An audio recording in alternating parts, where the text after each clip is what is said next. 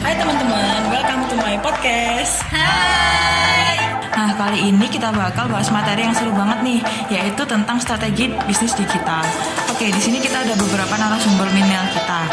Yang pertama ada Miftah Pujana, yang kedua ada Afif Reza Feraldi, dan yang terakhir ada Yudhina Eka Morita. Oke, langsung saja ya ke topik pembicaraan kita kali ini. Nah, teman-teman, bicara soal digital bisnis, ini kan lagi rame banget ya di era sekarang. Nah, di era sekarang ini kan kemajuan teknologi itu berkembang sangat pesat. Memang bisnis digital ini memegang peran penting bagi situasi dan kondisi saat ini untuk melancarkan suatu bisnisnya. Nah, maka itu perlu adanya suatu strategi yang dibutuhkan perusahaan pada bisnis yang kecil.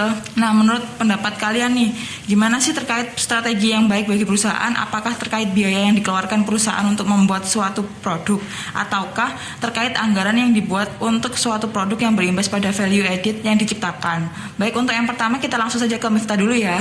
Nah, menurut aku ya nilai tambah ini tuh penting bagi perusahaan karena sebagai stimulus perbaikan dalam sebuah bisnis yang bernilai positif. Nah, sehingga semakin banyak nilai bertambah, maka semakin tinggi juga peluang dan daya saing bisnis. Wah, berarti penting sekali ya Mif nilai tambah bagi perusahaan ini. Karena nilai tambah atau value added sendiri ini kan merupakan selisih lebih di antara harga jual barang dengan harga beli bahan baku, suku cadang, bahan penolong, serta jasa yang dibutuhkan dalam proses produksi barang tersebut. Lalu Mif, nilai tambah ini kan tadi penting bagi perusahaan ya. Nah, apakah dengan nilai tambah ini akan membawa keuntungan bagi perusahaan? Pastinya iya sih karena dengan menambahkan nilai, pastinya bisnis ini akan membebankan harga yang lebih tinggi kepada pelanggan daripada yang mereka bayarkan kepada pemasok. Nah, sehingga semakin tinggi nilai tambah yang diciptakan oleh perusahaan, maka semakin besar pula keuntungan yang diperoleh. Oh, I see. Lalu ada lagi gak Mif selain perusahaan itu membawa keuntungan? Apakah ada fungsi lain terkait pentingnya nilai tambah bagi perusahaan ini? Ada sih misalnya perusahaan ini dapat memasang harga yang lebih tinggi, yang mana nantinya akan memberi lebih banyak keuntungan bagi perusahaan jika memang perusahaan ini mampu menjual produk tersebut dalam jumlah banyak. Kemudian produk terlihat lebih menonjol. Nah, produk ini dapat dilihat dari segi kualitas, fungsi maupun layanan yang membuat produk tersebut menjadi unggul. Nah, sehingga membuat pelanggan itu akan lebih tertarik Lalu efisiensi biaya untuk jangka panjang. Nah, bahwa ketika upaya penambahan nilai berhasil, dengan begitu bisnis mampu menghemat biaya iklan dan kegiatan promosi lainnya ketika nanti meluncurkan produk baru di masa mendatang. Oh, begitu ya Mif. Ternyata penting ya nilai tambah bagi perusahaan selain membawa keuntungan, banyak fungsi yang lain yang membuat perusahaan menjadi lebih unggul. Selanjutnya, apakah ada langkah-langkah yang dilakukan perusahaan untuk menciptakan nilai tambah? Kalau menurut Afif sendiri, gimana ya? Ya, yang pertama ada layanan yang lebih baik daripada kompetitor. Seperti material bahan yang digunakan jauh lebih baik dari kompetitor.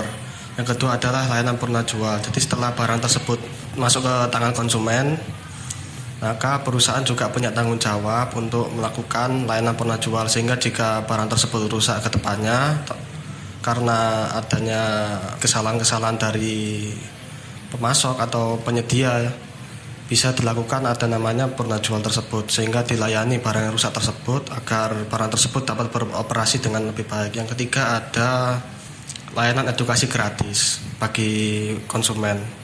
Otomatis setelah kita menjual produk, maka fungsi dari produk tersebut harus bisa dilakukan oleh konsumen. Jadi konsumen otomatis harus bisa mengoperasikan benda tersebut. Paling mudah dengan melakukan layanan-layanan seperti mengoperasikan barang-barang tersebut. Edukasi bisa dilakukan sehingga konsumen bisa memperbaiki sendiri atau mengoperasikan barang tersebut sendiri. Jadi dengan sesuatu yang lebih dibanding kompetitor lain, layanan purna jual dan panduan gratis itu menciptakan nilai tambah. Bagaimana dengan cara meningkatkan nilai tambah itu sendiri? Ya, cara meningkatkan nilai tambah sendiri itu bisa dengan cara research and development. Jadi setelah nilai tambah tersebut diciptakan, kita perlu namanya meriset ulang dan mengembangkan bagaimana cara untuk meningkatkan nilai tambah tersebut. Salah satu contohnya merek handphone ya. Handphone semisal dia hanya punya baterai tahan selama 1 hari.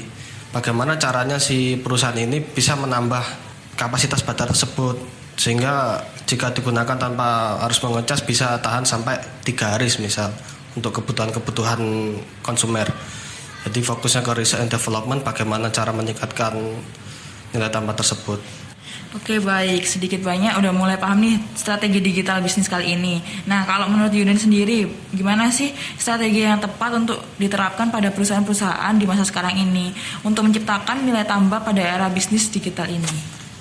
Menurut aku loh, karena sekarang ini udah era digital semua, tentunya perusahaan juga perlu menggunakan teknologi yang mumpuni juga. Contohnya dengan memanfaatkan sosial media seperti website, e-commerce, dan lain sebagainya. Betul, jadi mereka juga harus melakukan adaptasi pada bisnis mereka sendiri. Nah, selain itu, menurut kamu apalagi nih yang bisa mendongkrak nilai tambah bisnis mereka ini? Selain itu ya loh, perusahaan juga perlu nih melakukan pemasaran digital seperti SEO, yaitu Search Engine Optimization, billboard elektronik, iklan televisi, atau juga bisa pakai email marketing. Mereka harus pintar-pintar tuh loh buat cari-cari kesempatan di mana mereka bisa memanfaatkan teknologi dan budget mereka. Terlebih lagi kan saat ini masyarakat sudah memasuki era mobile friendly. Nah betul tuh Yur, perusahaan tuh juga perlu melakukan perbaikan desain dan update fitur agar informasinya lebih menarik dan memiliki tampilan yang lebih fresh. Iya loh, perusahaan-perusahaan saat ini tuh perlu melakukan banyak inovasi pada bisnis mereka supaya mereka punya daya saing unggul dan gak kalah sama kompetitor lain. Dengan adanya inovasi ini akan membuat konsumen tertarik dan menjadikan nilai dari produk jasa punya value lebih. Nah betul banget Yur, jadi dengan adanya strategi-strategi yang udah kita bahas tadi itu bisa juga digunakan perusahaan untuk memberikan pelayanan yang terbaik. Menarik sekali ya pembahasan value added ini, sangat edukatif buat teman-teman sekalian, apalagi yang udah punya bisnis startup, mungkin bisa juga dipelajari dan diterapkan langsung. Nah, buat teman-teman hati-hati juga ya dalam mempertimbangkan strategi-strategi yang akan digunakan, perhatikan situasi dan kondisi yang terjadi di lingkungan sekitar, tren yang terjadi itu apa saja, peluang serta ancaman yang kemudian muncul. Oke guys, makasih ya udah stay tune ke podcast kita. See you soon. Bye.